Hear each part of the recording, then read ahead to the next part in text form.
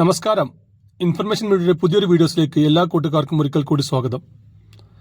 നിലവിൽ ഇപ്പോൾ 1600 പെൻഷൻ ലഭിച്ചുകൊണ്ടിരിക്കുന്ന ആളുകൾ, അതുപോലെ തന്നെ കഴിഞ്ഞ 3 മാസങ്ങളിലായി സെപ്റ്റംബർ, ഒക്ടോബർ, നവംബർ, ഡിസംബർ മാസങ്ങളിലായി പുതിയ പെൻഷൻ അപേക്ഷിച്ച ആളുകൾ നിർബന്ധമായി ചെയ്യേണ്ട ഒരു കാര്യങ്ങളെക്കുറിച്ചാണ് നോക്കാൻ പോകുന്നത്. അവർ നിർബന്ധമായി ചെയ്തു കഴിഞ്ഞാൽ മാത്രമാണ് ജനുവരി മുതൽ അവർക്ക് 1600 രൂപ പെൻഷൻ ലഭിക്കുകയുള്ളൂ. ചിലപ്പോൾ ജനുവരി മുതൽ 100 രൂപ കൂടി 1500 രൂപ പെൻഷൻ ലഭിക്കാനും സാധ്യത കാണുന്നുണ്ട്. അതിനുള്ള ചർച്ചകൾ നടന്നുകൊണ്ടിരിക്കുന്നുണ്ട്. അതിനെക്കുറിച്ചെല്ലാം കഴിഞ്ഞ വീഡിയോയിൽ പറഞ്ഞതുകൊണ്ട് തന്നെ കൂടുതലായൊന്നും പറയുന്നില്ല. അതിനുമുമ്പായി ഇൻഫർമേഷൻ മീഡിയയുടെ വീഡിയോസ് നിങ്ങൾ ആദ്യമായിട്ടാണ് കാണുന്നതെങ്കിൽ ചാനൽ സബ്സ്ക്രൈബ് ചെയ്യുക. ഒരു തരത്തിലുള്ള മത രാഷ്ട്രീയ കാര്യങ്ങൾ നമ്മുടെ ചാനൽ വരുന്നതല്ല. ഗവൺമെന്റ് ലഭിക്കേണ്ട സേവനങ്ങൾ, ആനുകൂല്യങ്ങൾ, അറിയിപ്പുകൾ എന്നിവയെക്കുറിച്ച് മാത്രമായിരിക്കും വീഡിയോസ് വരുന്നത്. ശ്രദ്ധിക്കുക, ഗവൺമെന്റ് സേവനങ്ങൾ എപ്പോൾ വേണമെങ്കിലും പുതിയ മാറ്റങ്ങൾ വരാം. അതുകൊണ്ട് തന്നെ ഏറ്റവും പുതിയ അറിയിപ്പുകൾ ലഭിക്കാൻ തൊട്ടടുത്തുള്ള ബെല്ലൈക്കൺ കൂടി ക്ലിക്ക് ചെയ്യുക. കഴിഞ്ഞ 2 മാസങ്ങളിലായി നമ്മളെല്ലാവരും പെൻഷൻ വാങ്ങുന്ന മുഴുവൻ ആളുകളും മസ്റ്റിംഗ് പൂർത്തിയാക്കണമെന്ന് സർക്കാർ പല ആവർത്തി പറഞ്ഞിട്ടുണ്ടായിരുന്നു. അതിന്റെ അടിസ്ഥാനത്തിൽ ഏകദേശം 80% ആളുകൾ, കറക്റ്റ് കണക്ക് പറയുകയാണെങ്കിൽ 78% ആളുകളും മസ്റ്റിംഗ് പൂർത്തിയാക്കിയിട്ടുണ്ട്. അവർക്ക് ഡിസംബറിൽ 1 മാസത്തെ പെൻഷൻ ലഭിക്കുകയും ചെയ്തു. എന്നാൽ ഇനി 22% ആളുകൾ ഇപ്പോഴും മസ്റ്റിംഗ് പൂർത്തിയാക്കിയിട്ടില്ല.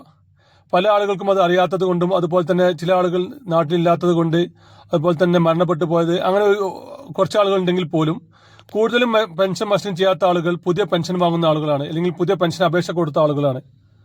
പുതിയ പെൻഷൻ അപേക്ഷ കൊടുത്ത ആളുകൾ നിർബന്ധമായും പെൻഷൻ ഐ ഡി ആയിട്ടുണ്ടെങ്കിൽ അവർ മസ്റ്റിംഗ് പൂർത്തിയാക്കണം. നമ്മൾ പെൻഷൻ എവിടെ നിന്നാണ് നമ്മൾ അപേക്ഷ കൊടുത്തത് അവിടെ പോയി കഴിഞ്ഞാൽ നമ്മുടെ ഇപ്പോഴത്തെ പെൻഷന്റെ സ്റ്റാറ്റസ് അറിയാൻ സാധിക്കും. അങ്ങനെ സ്റ്റാറ്റസ് ചെക്ക് ചെയ്യുന്ന സമയത്ത് നമ്മൾ പെൻഷൻ അപ്രൂവൽ ആവുകയും പെൻഷൻ ഐ ഡി ആയിട്ടുണ്ടെങ്കിൽ നിർബന്ധമായും നമ്മൾ മസ്റ്റിംഗ് പൂർത്തിയാക്കണം. അല്ലാത്ത പക്ഷം അവർക്ക് തുടർന്ന് പെൻഷൻ ലഭിക്കുകയില്ല, അവർക്ക് ഒരിക്കലും പെൻഷൻ ലഭിക്കുകയില്ല. പല ആൾക്കും ശ്രദ്ധിക്കാത്തൊരു കാര്യമാണ്, പെൻഷൻ അപേക്ഷ കൊടുത്തിട്ടുണ്ടെങ്കിൽ പോലും പെൻഷൻ കിട്ടാത്തത് കൊണ്ട് തന്നെ മസ്റ്റിംഗ് പൂർത്തിയാക്കണമില്ലെന്ന് അവർക്ക് ശ്രദ്ധിക്കാത്തത് കൊണ്ട് തന്നെ അവർക്ക് പെൻഷൻ വൈകുന്നതിനുള്ള കാരണം അത് മാത്രമാണ്. അപ്പോൾ നിർബന്ധമായും ചെക്ക് ചെയ്യുക. ഒന്നുകിൽ അവർ എവിടെ നിന്നാണ് അപേക്ഷ കൊടുത്തത്, നമ്മൾ എവിടെ നിന്നാണ് പെൻഷൻ അപേക്ഷ കൊടുത്തത് അവിടെ നിന്നും ചെക്ക് ചെയ്യുക. അതല്ലെങ്കിൽ നമ്മൾ നമ്മുടെ ഫോണിൽ നിന്ന് പെൻഷൻ പോർട്ടൽ വഴി തിരഞ്ഞ് നമ്മുടെ പെൻഷൻ ഐ ഡി കണ്ടെത്തി മസ്റ്റിംഗ് പൂർത്തിയാക്കുക. അല്ലാത്ത പക്ഷം തുടർന്ന് അവർക്ക് പെൻഷൻ ലഭിക്കുകയില്ല. അതുപോലെ തന്നെയാണ് ഇപ്പോൾ വിധവ പെൻഷൻ വാങ്ങുന്ന ആളുകളുണ്ടെങ്കിൽ അവർക്ക് 60 വയസ്സായിട്ടില്ലെങ്കിൽ അവർ നിർബന്ധമായും വിധവ പെൻഷൻ കൊടുക്കണം. വിധവാ പെൻഷന്റെ കൂടെ ലഭിക്കണമെങ്കിൽ അവർ നിർബന്ധമായും ഒരു അഫിഡവിറ്റ് നൽകണം, പുനർവായുതല്ലാതെ സർട്ടിഫിക്കറ്റ് നൽകണം. ഇതിലും ചെറിയൊരു പ്രശ്നമുണ്ട്. പല ആളുകൾക്കും ചിലപ്പോൾ അവർ 60 വയസ്സായിട്ടുണ്ടാകും, പക്ഷെ അവർ രേഖയിൽ 60 വയസ്സായിട്ടുണ്ടാവില്ല.